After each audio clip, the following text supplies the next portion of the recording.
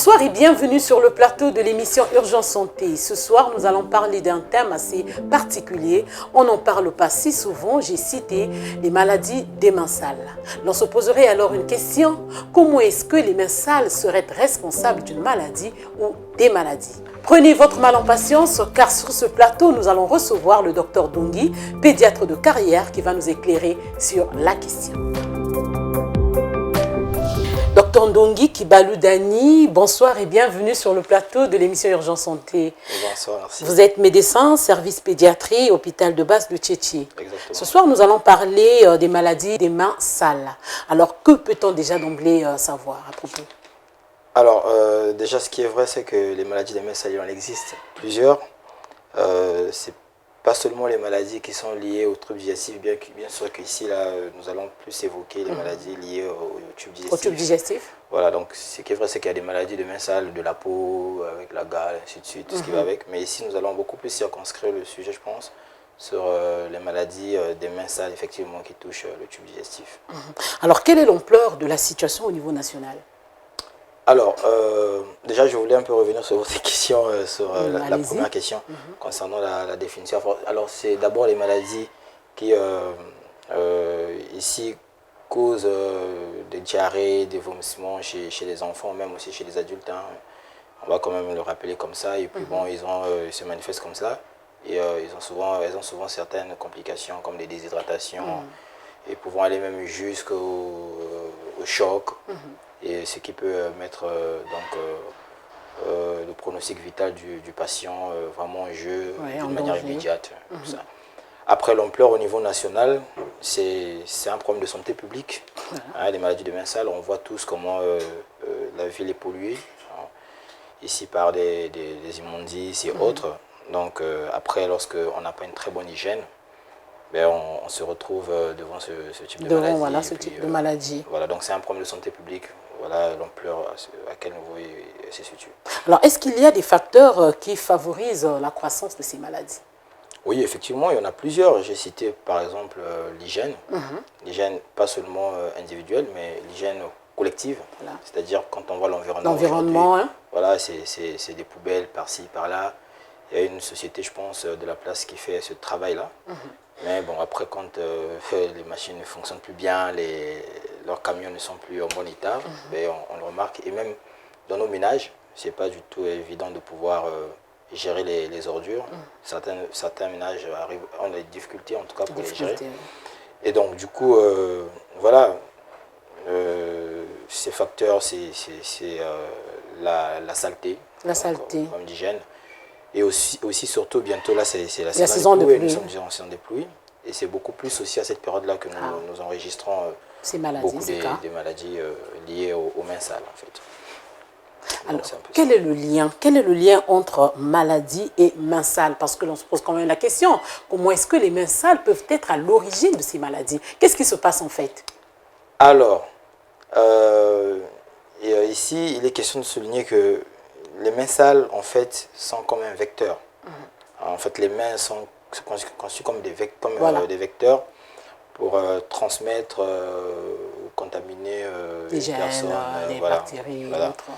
Donc, alors, lorsque nous avons nos mains, on peut toucher à du n'importe quoi ou des objets qui sont déjà contaminés, ou indirectement saluer une personne qui a une main qui est contaminée, ou soi-même on a un aliment qui n'est pas contaminé mais qui est propre, avec nos mains qui sont sales, on n'a pas eu à laver, on va en touche et on ingère.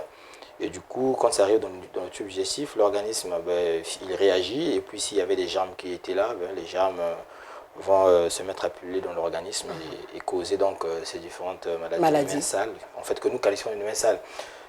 Mais quand même, il faudrait signaler que les maladies des mains sales, c'est aussi un terme générique que nous nous sommes fait quand même le luxe de pouvoir utiliser.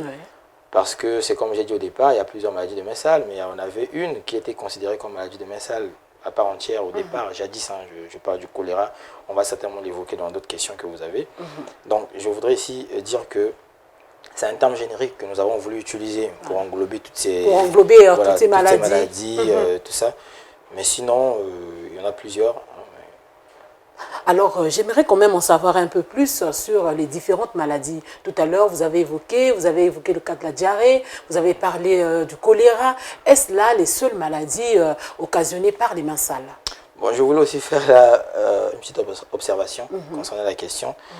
La diarrhée en elle-même, ce n'est pas une maladie, c'est un symptôme. Un symptôme. Voilà.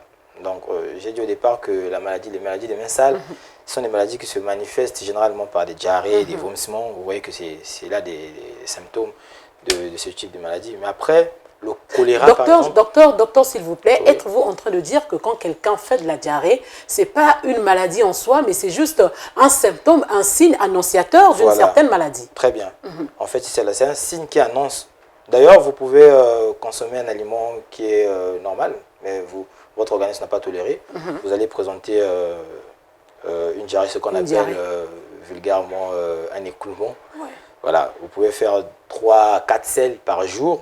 Et là, on parlerait donc d'intolérance alimentaire. Par exemple, c'est celle-là l'entité en fait ici. Mais ce n'est pas seulement l'intolérance alimentaire qui vous donne ce genre de sels liquidiennes avec une fréquence assez importante. Vous avez des maladies aussi systémiques qui peuvent se manifester comme telles. Donc, par exemple par exemple, la salmonellose. Hein, je crois qu'il y a une question qui va venir là-dessus, je pense, pour vous citer ce genre de maladie. La salmonellose, c'est ce qu'on appelle vulgairement, pas vulgairement, à tout bout de champ, fièvre typhoïde. La fièvre typhoïde. Voilà, sinon nous on appelle les maladies typhoïdiques ou les salmonelloses, selon qu'elles sont mineures ou majeures. Est-ce qu'elles sont dues aux salmonelles? Voilà, exactement. Très bien, aux salmonelles typhi et tout, ou paratyphi, voilà. Donc je vois que je vous ai assez renseigné sur la question. Donc, en gros, c'est ça. Hein, c'est un symptôme, la diarrhée c'est un symptôme, les vomissements c'est un symptôme. Alors, le choléra, effectivement, c'est une maladie qui se manifeste aussi par de la diarrhée. Par la diarrhée. Voilà, donc sinon, on ne peut pas faire... Il faudrait quand même faire cette différence. Ouais, donc, le choléra, c'est une maladie qui se manifeste par la diarrhée. C'est parmi les maladies des mains sales. Je disais tantôt que jadis, on appelait choléra maladie des mains sales. Maladie avec pas de S à la fin, avec juste IE, pardon, maladie de mains sales. Mais aujourd'hui, nous avons voulu prendre un peu ce concept-là et le rendre un peu plus générique. Voilà, le généraliser. Ce n'est pas la seule maladie qui va vous donner la diarrhée. Donc, il y en a plusieurs. Et nous avons voulu prendre ce concept-là. Mais est-ce que les vers intestinaux aussi en fait partie? Oui. En dehors du choléra, on a cité la salmonellose. Mais vous avez aussi des helminthiases intestinales, ce qu'on appelle généralement parasitose intestinale, ascaridiose, giardiase, il y en a plusieurs, oxyrose. En fait, c'est généralement des vers intestinaux aussi qui peuvent vous donner de la diarrhée, qui peuvent vous faire vomir, surtout les enfants. Mais les grandes personnes aussi en ont. Hein. D'ailleurs, il y a une vidéo qui fait le tour dans les réseaux sociaux qui montre qu'un patient qui a été opéré parce qu'il avait présenté une occlusion intestinale liée voilà, aux vers intestinaux qui étaient partis bloquer les intestins. Voilà. Et donc, une façon de dire qu'il n'y a pas que les enfants qui sont exposés à ces pathologies-là, mais même les adultes aussi. Bien sûr, il n'y a pas que les enfants, les adultes aussi. Après, la fréquence est la plus importante chez les enfants parce que ils touchent à tout, ils n'observent pas toujours les mesures d'hygiène les adultes. Mais il y a ces adultes-là qui se comportent comme des enfants, qui ne savent pas prendre soin d'eux-mêmes. Et donc, ils peuvent présenter ces genres de pathologies aussi. Alors, nous allons arriver au niveau de la prévention, docteur. Comment prévenir ces maladies? Alors, la prévention, c'est simple. Déjà, on parle des maladies de mains sales. Vous allez comprendre qu'il faut le lavage des mains. Faire un bon lavage des mains, savoir aussi le faire, ça c'est une autre question. On va arriver. Ah ok, merci beaucoup si c'est prévu comme ça. Donc déjà laver les mains. Et puis pour ce qui concerne les aliments, les légumes, fruits et tout, toujours prendre le soin de les nettoyer comme ça, abondamment avec beaucoup d'eau et de l'eau potable en fait. Avec du savon aussi ou juste avec de l'eau? Légumes avec du savon, beaucoup plus des fruits, hein? Voilà, beaucoup plus des fruits. Et vous savez que les aliments, après, c'est vrai que les légumes vont bouillir.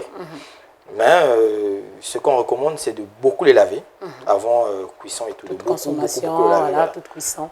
Et ensuite, les fruits, il faut aussi les laver avec abondamment d'eau, beaucoup d'eau.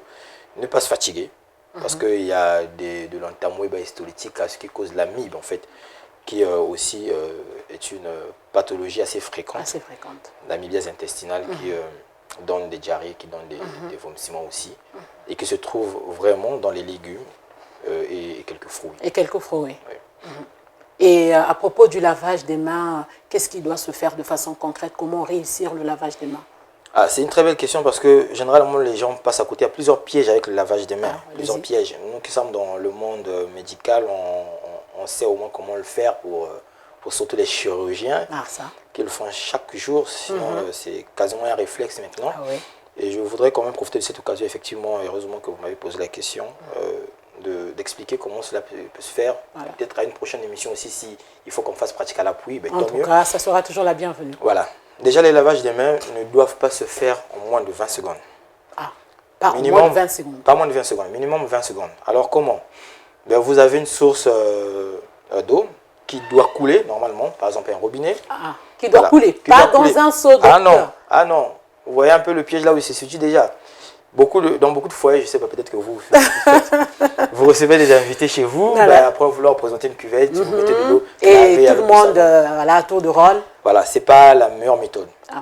Ce n'est pas la meilleure méthode parce que après cette eau-là va stagner et on dit toute eau qui stagne s'infecte, sinon tout liquide qui stagne s'infecte. Et porteuse aussi des germes, des microbes. Voilà, et va permettre à ce que ce soit un milieu de pullulation des germes.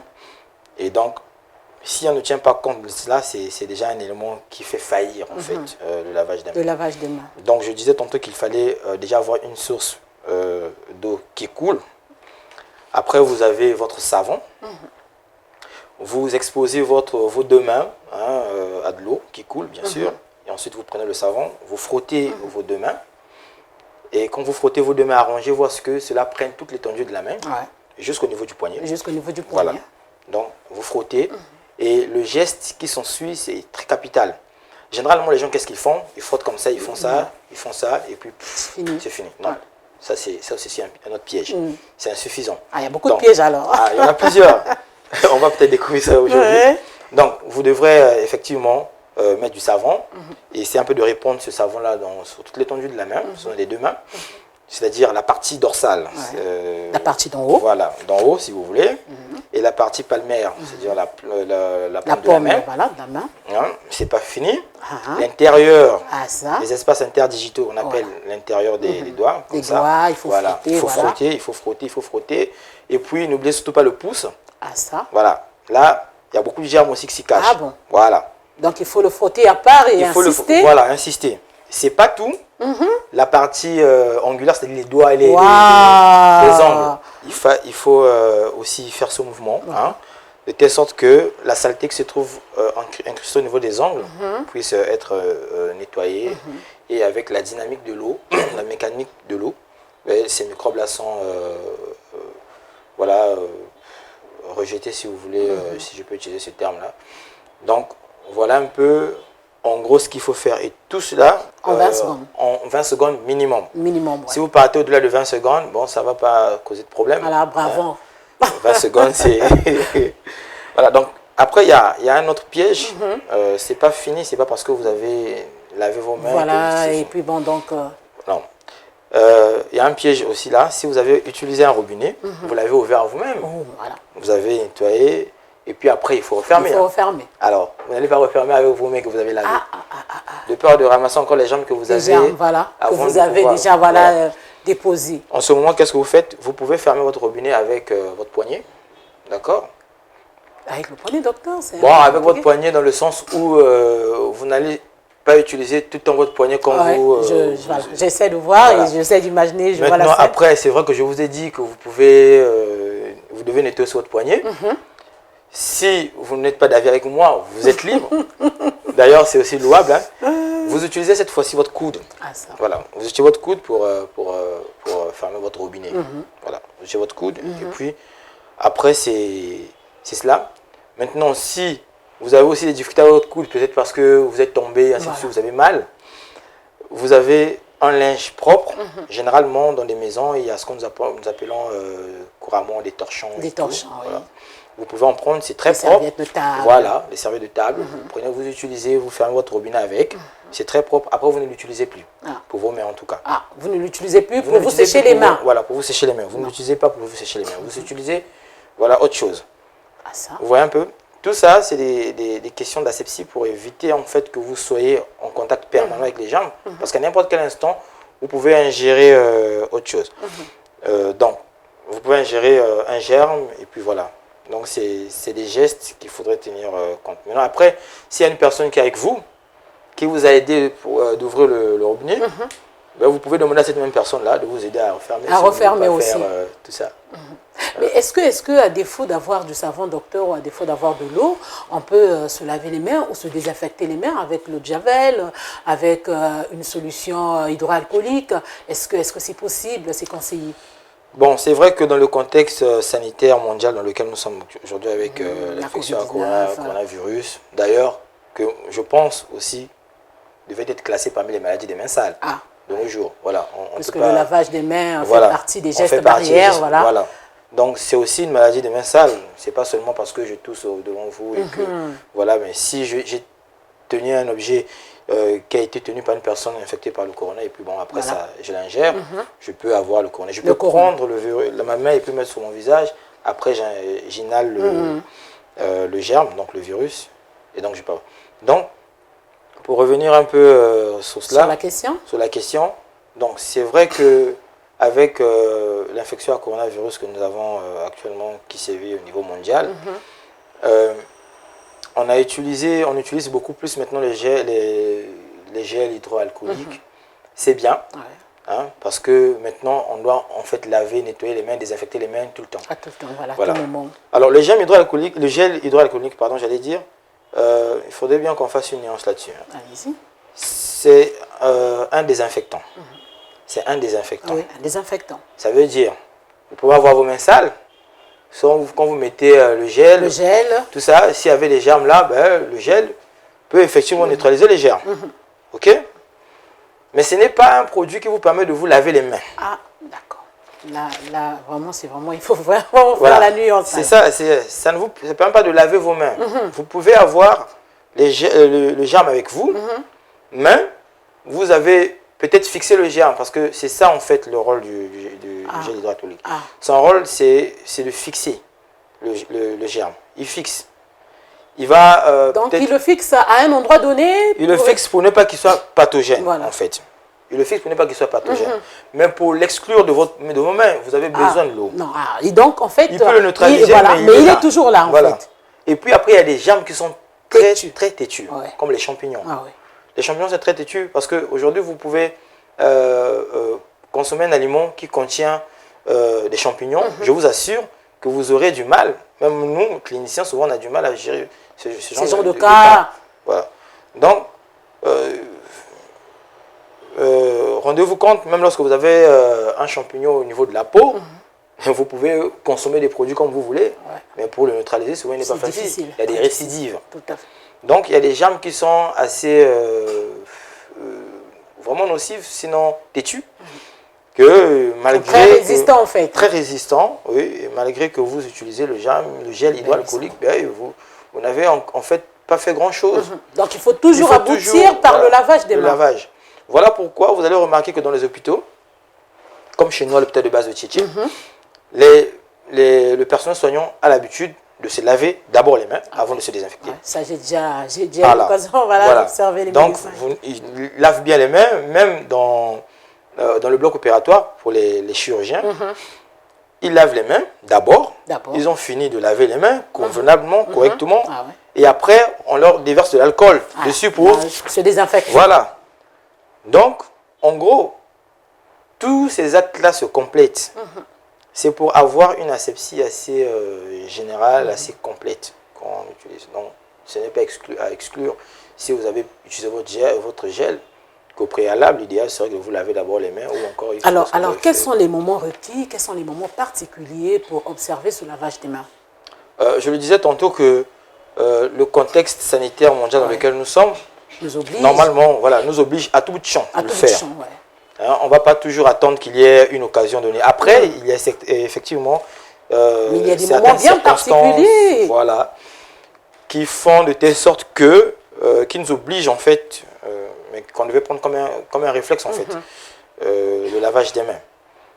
Lorsque vous êtes parti faire vos grands besoins, même des petits vous êtes besoins. allé au petit coin. Voilà, vous êtes parti au petit coin, c'est-à-dire dans les toilettes et tout.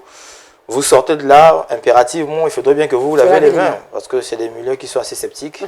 Hein, donc si vous ne faites pas attention à cela, vous pouvez effectivement, par inattention, gérer les germes que vous avez eu à contracter dans les toilettes. Aussi, avant et après le repas, il faudrait toujours le faire. Toujours le faire. Ça, c'est inévitable, c'est même impératif. Lorsque vous allez faire de la cuisine, vous les dames qui faites de la cuisine à la maison pour nous, alors, donc, lorsque vous allez le faire, avant de faire votre cuisine, vous devrez vous laver les mains. D'abord se laver les mains. D'abord se laver les mains. Hein, lorsque vous êtes dans un bureau, hein, que ce soit un bureau qui vous est personnel ou bien commun et tout, vous devrez toujours vous laver les mains après avoir utilisé les locaux.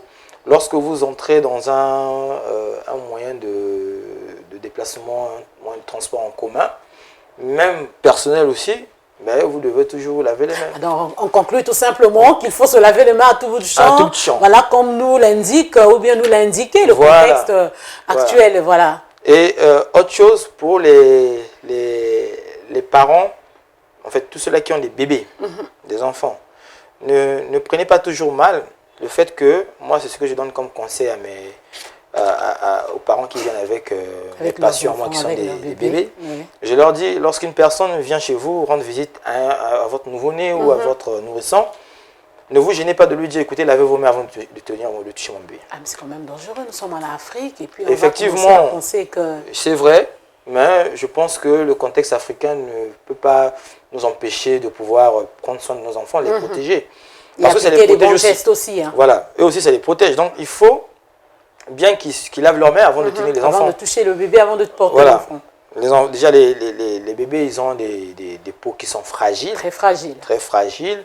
Et ensuite, c'est des germes qui sont là, qui peuvent facilement profiter lorsqu'il y a une défaillance en mesure d'hygiène. Alors, dans la prévention, docteur, on a parlé, donc, nous étions sur le lavage des mains. Est-ce qu'il y a autre chose à faire, surtout pour des parents, hein, parce que vous avez dit que la fréquence de ces maladies était beaucoup plus ressentie du côté des enfants. Est-ce que les parents ont quelque chose à faire ou quelques astuces à appliquer pour évidemment prévenir leurs enfants de ces pathologies? Ben exactement. Déjà, les parents doivent faire attention, doivent vraiment faire attention en ce qui concerne les enfants. Hein. Les enfants, surtout quand ils sont à un âge où ils commencent à marcher à quatre pattes, voilà. Touchent à tout. Voilà, ils deviennent touche à tout. Voilà, il y a un moment de leur souvent, ça se termine dans la bouche. Ça se termine dans la bouche, voilà. Il y a un moment de leur développement psychomoteur, j'allais y arriver, prendre n'importe quoi, mettre dans la bouche. Il ne faut pas les brusquer en disant non, ne fais pas ça, ainsi de suite. Non, ça fait partie de leur développement psychomoteur. Il y a un moment donné où le plaisir est ressenti par au niveau de la bouche, le goût et tout. Voilà, donc ils sont obligés de passer par ces moments-là. Maintenant, après, on est obligé de pouvoir encadrer tous ces moments. Canaliser. Voilà, canaliser, pour ne pas qu'ils puissent tomber dans les maladies des mains sales. Voilà. Donc il faut faire très attention pour les enfants. Et ensuite, il y a un autre aspect, c'est le déparasitage systématique. Ah, systématique. Voilà, tous les 3 mois. Ah, tous les 3 mois. Surtout chez les enfants. Nous aussi, les adultes, on devait le faire. Ah. Surtout pour les mamans qui viennent de donner naissance. À tout moment, vous êtes avec l'enfant, vous le touchez, deux fois par affection, vous prenez la main de l'enfant, ben, vous mettez dans votre bouche, ainsi de suite, vous ne savez pas ce que l'enfant a touché. Et vous-même aussi, vous êtes en ce moment-là, vous contaminez. Aussi, hein. Voilà. Et donc, quand vous déparasitez votre enfant, arrangez-vous à ce que même vous-même, vous fassiez aussi déparasiter. Ah oui, puisqu'on a vu un adulte qui a failli mourir en voilà. développant une occlusion intestinale. Sinon, là, on va laisser le bébé et puis elle va mourir. Mais sinon...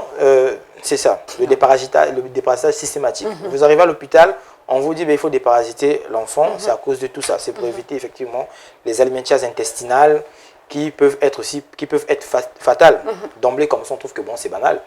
Mais après, si c'est un état de choc qui arrive chez votre enfant, on n'a pas pris en charge rapidement l'enfant, je vous assure que d'un simple verre, on peut aller à une fatalité. Est-ce une façon de dire que ces maladies peuvent aussi se compliquer, peuvent développer des complications qui peuvent aller jusqu'à la mort, docteur? Bien sûr, parce que je vous ai parlé au départ de la déshydratation, qui est l'une des complications à l'immédiat. Mais aussi, un choc peut s'installer.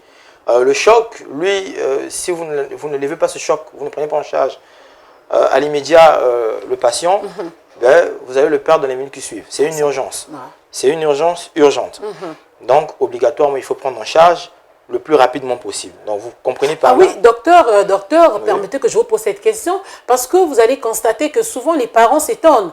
Mais l'enfant est mort, mais il n'a fait que la diarrhée, mais ce n'était qu'une diarrhée, voilà. Il n'a fait que vomir. C'est effectivement ce cas-là qui arrive. Des cas de choc après des troubles digestifs liés au vomissement et puis aux diarrhées. C'est ce qui fait à ce que beaucoup de parents viennent avec les enfants sont déjà en état de mort comme ça, c'est vraiment déplorable. Un autre aspect sur la prévention, c'est, on en a parlé je pense, sur le lavage, je voulais insister là-dessus. Nous sommes en saison des pluies maintenant, c'est le lavage des légumes, en tout cas faites très attention. En tout cas, je vais lancer cet appel, ce vraiment message à tous ceux-là qui gèrent des foyers, les repas et tout. Lorsque vous cuisinez, faites vraiment un effort de pouvoir nettoyer convenablement avec beaucoup d'eau, en tout cas les légumes. Et là aussi, je voudrais quand même souligner que si ça pouvait se faire comme avec le lavage des mains, c'est encore mieux.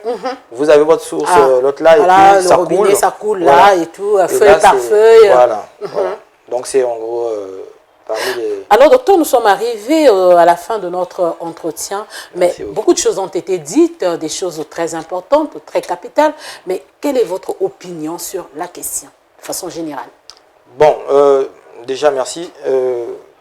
Les maladies des mains sales, je voudrais encore rappeler une fois de plus que c'est un concept que nous avons, une fois de plus, nous n'avons pas créé, mais nous allons essayer un peu de promouvoir pour essayer un peu de généraliser les différentes maladies liées au manque d'hygiène, surtout avec le lavage des mains qui est aujourd'hui un problème assez capital. Très capital. Donc, nous avons d'ailleurs, je vais profiter de l'occasion pour informer que c'est une plateforme épidémiologique que nous sommes en train de créer, que d'ici quelques mois, nous allons finaliser, et qui va nous servir beaucoup plus à l'échelle nationale.